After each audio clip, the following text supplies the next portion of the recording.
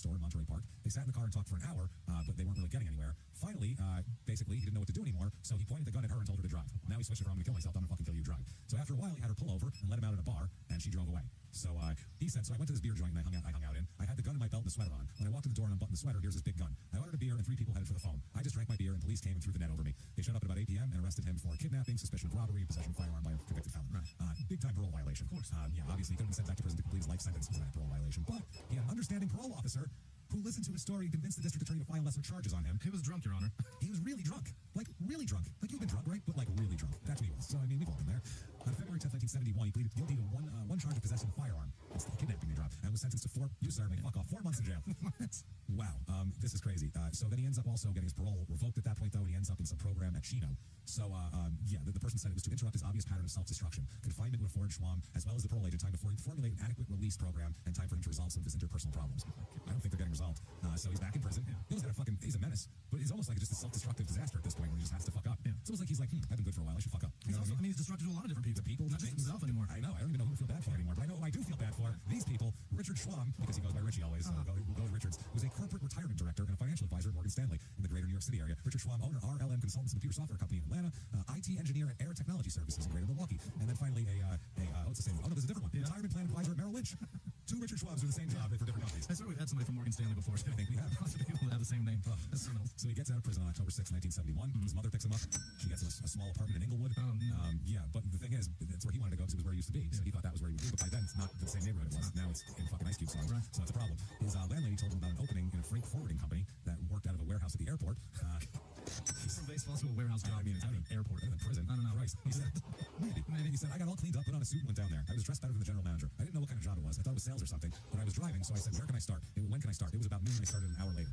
And I guess he got work as a dispatcher with a cement company, but that didn't last very long, and all sorts of shit. So at one point, he's with this woman, right? Kind of for the last 20 years of his life, he's with this woman. She's got a teenage daughter in the house and all this shit. Her name is B, and I guess he and B went on a boat with some friends, and he slipped on the deck and fucked up a disc in his back. Oh, no. So he had to have surgery, and apparently he just drink and read until he was too drunk to read. And then he just kind of that's a pretty great line, though. Drink and read. Well, can't see anymore. I'll pass out now. Down this book. Yeah, he could still get around a little bit to do, be sociable and shit like that, but he couldn't do what he liked to do. And his daughter said, or his stepdaughter said, it totally broke his spirit and he injured his back. His disability took away his manhood. He played Mr. Mom while my mom worked. She said he was good at being a homemaker and shit like that. He was a good cook. He taught her how to cook. But she said also, he had a terrible debilitating cough from smoking, but he didn't even try to stop.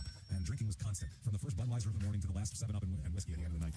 He was always happiest when he was drinking. When he was drinking, he was a generous, fun, and kind man. When he was sober, he was a volatile and angry man and you had to walk on eggshells around him. An alcoholic. That's what alcoholics are. Someone with an addiction. Right. That's what they do. He's happy when he's got what he wants and needs. Yeah. Wow. He's furious and an asshole when he doesn't. So this book, the guy going to meet him and talk to him was in 1985. Yeah. And he said he kind of tracked him down by, he was the only Ralph, Schwamm that had a driver's license in the state of California. Right. So he sent him a letter and the guy sent a letter back saying, I am that guy. Here's my address. Come on by if you want, basically. Yeah, we know. He did say, though, he would not talk to this guy unless he showed up with a carton of unfiltered Pall Malls. But he's like 65 years old. A carton of unfiltered Pall Malls and at least a quart of Kessler. Ew, gross. A quart. And unfiltered Pall Malls. That's the most disgusting measurement of booze. A quart. Bring me a quart. It does. That's an alcoholic's measurement. Half gallon sounds bad, too. Yeah, half gallon. Anything else is like a party measurement. That's for everyone. Yeah. Obviously, a quart is personal. Handle sounds like, oh, God, it's about to have some fun. A quart is disgusting. A quart is like, yeah, that's a That'll lot. get me through tonight. That seems like you're measuring it out in a cup. And he said he threw in a case of beer for good measure, just to be nice about it. Yeah. The way the guy described it was, quote, he lived with a woman and her daughter in a dull green metal slab-sided house that looked like a double-wide trailer that had been permanently affixed to a dry bush and dirt lot. That's his life. One small tree while losing battle to survive by the mailbox. This is a great writer. A big engine, a mid-60 Dodge in so-so shape, crouched out front, drying laundry scooped up blowing dirt on the side.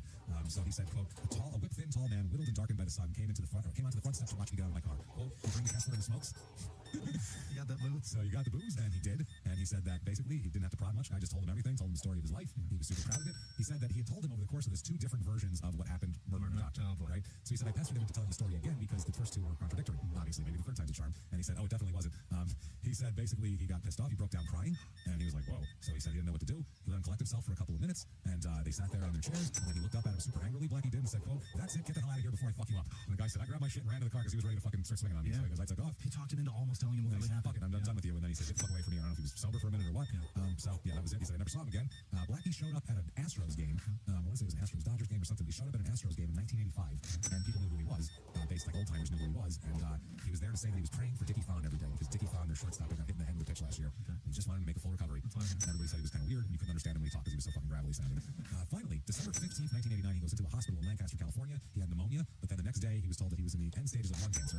He'd been diagnosed 6 months before, but didn't tell anybody. Kept it to himself. And in the hospital, he said he doesn't want a funeral or a grave. He just wanted to be cremated and trash just spread on a pitching mound. Throw me in the trash. That's all he wanted. Just throw me in the trash. I wanted to be on a pitcher's mound. December 21st, 1989. He dies. He's cremated.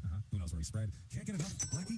You can get a Blackie Schwab signed 3x5 index card. What? Yeah, there's a few of them on there all around for auction. They're like $400 though. Like this guy's, there's very little. I love this shit. There's very little of him out there. I kind of want that. I kind of do too. I kind of want something of his because it's pretty cool and he's so fucking rare that like it's. I mean, he That's just a grimy disappeared. ass story. And then he disappeared for the last 20 years of his life. Like that was that. And I couldn't find any more arrests or anything. I don't know if he chilled out and started being more of a homebody. But what in the fuck? It is goddamn crazy. But that everybody is Blackie Schwab. And one hell of a fucked up story. I gotta be honest with you. That is crazy shit. The guy's his own menace. He's his own menace. He's his own kryptonite. I didn't know he existed really, and then I looked the story up, and the further you get into it, I'm like, who is this monster? This guy's crazy. And his old-timey story, it's just so great, man. Where did you come from? Where did you go? What's your deal, Blackie? So if you like that story, give us 5 stars. That's what you can do. That purple icon, Apple Podcast, that helps us out a lot. Give us 5 stars. It helps drive us up the charts, and we don't even know why. It's good for business. Get on shutupandgivememurder.com for everything crime and sports and small-town murder related. And listen to Small Town Murder if you haven't yet, or just lapse on it, because it's a lot. It's crazy over there. You think this is a crazy story. Listen to some of the shit we've done recently. A goddamn dog found 2 different legs. Right. Put it that way. Same dog. Same dog. 2 different legs. Police dog search for days, and then somebody's German Shepherd just comes home with legs. Hi, that's how it happened recently. Check that out. It's called Some Dogs Find All the Legs. It's not hard to find. Do all of that. Also, if you want to be a producer of the show, it's very easy to do that. It's very easy. You're gonna get stuff for it. You're gonna get Jimmy mispronouncing your name. You're also gonna get access to all the bonus material. We have so much. We do every other week. We release one for each show, so you're gonna get at least 4 shows a month on that. And lately, it's been crazy. We did personal ads and sales last week for Crime and Sports, and we did the white trash defense that someone tried to purport for murder. For murdering several people, he's trying to say, no, you don't understand. I'm white trash. That means it's okay. We go deep into that defense and the origins of it, and it's fucking insane. You can get all that and more, full catalog, access to last year's and everything else for anything over the $5 level. Patreon.com/crimeandsports. Or if you want to just be a nice person and have good karma, you can go over to PayPal and use our email address, crimeandsports@gmail.com. If you want to get all of us, at the email's a good way to do it. You can also head over to @crimeandsports on Twitter and Facebook, or we are at Small Town Murder on Instagram. You can do all of that and support the show and tell your friends. It really does help a lot. I'm telling you right now. But I also need to know, and tell me something. You need to tell me the names of the greatest people in the world who would never, ever, ever take me out to a lover's lane and beat me.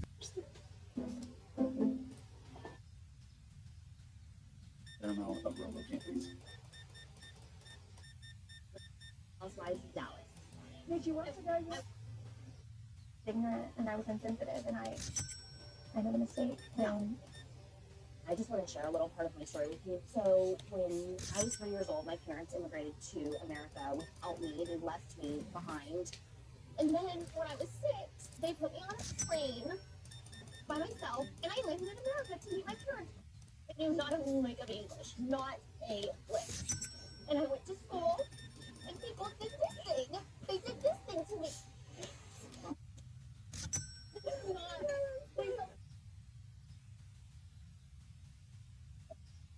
It just takes me back. And you know what? The racism I've experienced is so much worse beyond that.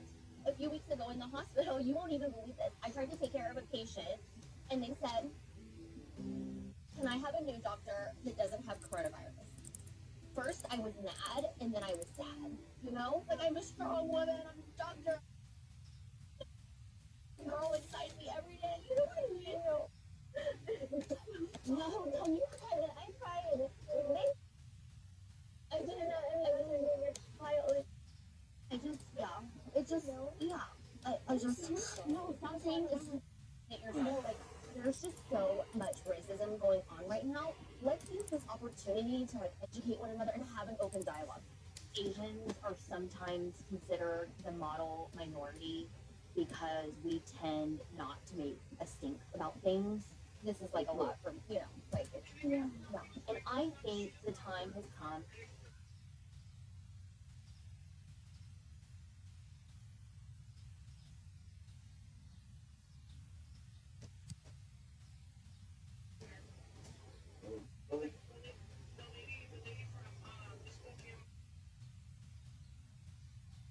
my mom was an alcoholic, and when so honestly, okay. My parents were not there for me when I was growing up, and when I went through my divorce, I also, didn't handle it perfectly, and I'm sure I wasn't there for my kids as much as I wish I would have been. And I definitely don't want them to grow up resentful like I did. Just know that I'm here for you, and I want you to come and kill me.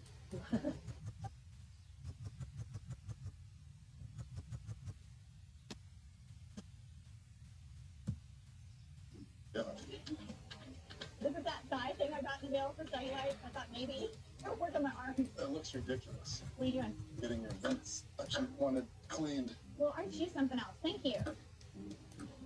I expect perks. Sexy full time. Yeah, possibly if you clean them really, really well. Jeremy's love language is obviously touch. That's the only thing he cares about. But my love language language, on the other hand, is what? Acts of service. See downstairs. Thank you. It smells good too. It smells great. If you want to have sex with me, you need to change light bulbs, take out the trash, call the plumber, and skateboard. Oh, are you done? Yeah. You want to come back and catch up? A few more chores on your list. Yeah, I'm not gonna do chores. I have to change a damn light bulb just to get into her light bulb. Exactly. Right now, their body language, just walking around, it's got a little sexier step. It's amazing to watch it. Well, Darren, the shaman, he's really helping me. And so I told Darren when I saw him the other day that Auntie had reached out and that she sent me a text about Ross having a baby. Right. You know, I sent him a text message and told him congratulations and that you and I were thinking of them. And he just wrote back with a very perfunctory, like, thanks so much, we're excited. That was it. Well, I did have a relationship with my stepmother and my brother for many years. We had a very good relationship. I did go to my stepmother for advice and support, and I told her a lot of things that I would never tell my mother. You guys need to come together and get it all, dish it all out, or you need to let things go. It was a big loss when the family was ripped apart because of this argument over the pills. We're going back to 2004 into that family fight. It's not going to change things, but I would like to have a relationship with my brother and my stepmother so I don't go through life resenting or saying, what if I had tried? What if I had done this? Everything that you just said needs to be said. Because that was from here, right? And when it's from here, it's truthful, and that's what you want. So open that door, handwrite it, whatever you want to do, send it off, see what kind of response you get.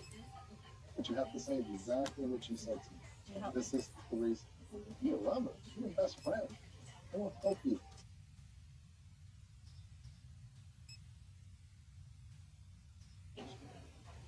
coming up. You put me next to the COVID girl. That's not nice. Well, it's not nice, but I just have to blame it. Thanks to Little Caesars Large Custom 2-topping pizza for only $5.99. Every day is now Black Friday. Change that calendar, scientist. Yeah, calendar scientist. You can celebrate Black Friday every day with any 2 toppings you want on a large custom pizza for only $5.99. Watch out, daylight savings. You're next. We can start so early. Get a large custom 2-topping pizza for the unbelievable price of $5.99 when you order online.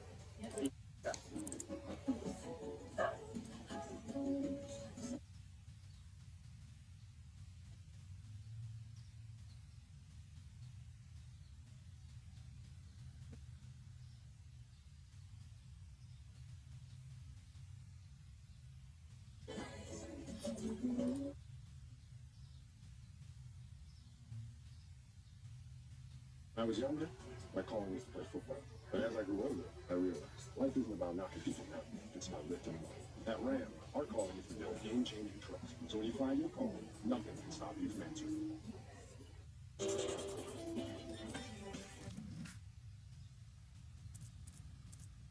If you're fancy for dim sum, you are fancy. I'd rather be overdressed than underdressed, so I don't care. I used to go to medical school, like all cute. People be like, bitch. Mommy's gonna have dim sum with her friends. Dim So I was like, this is not the usual dim sum attire, but it's okay.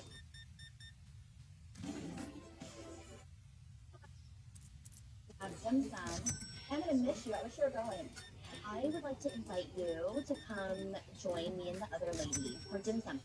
I have a trip to Florida planned with the kids. Oh. And like, that's ridiculous. Oh, I'm so sad. Always a little bit more under there. I know. Just like that. A practice in wearing clothes. I taught them to wear with clothes. Here. Go. Look at you. Yeah. That's not absurd to you. No. That part of the dog training program, or Well, no, but you said clothing is totally acceptable. Tiffany, little girl, was that baby that was a teacher. Oh, Tiffany is having all of us meet her for dim sum. how do you say it? Dim sum? Yeah, dim sum. It's maybe more sun in the end. I don't know. Dim sum. You're saying sun, kind of weird. Dim sum. Yeah.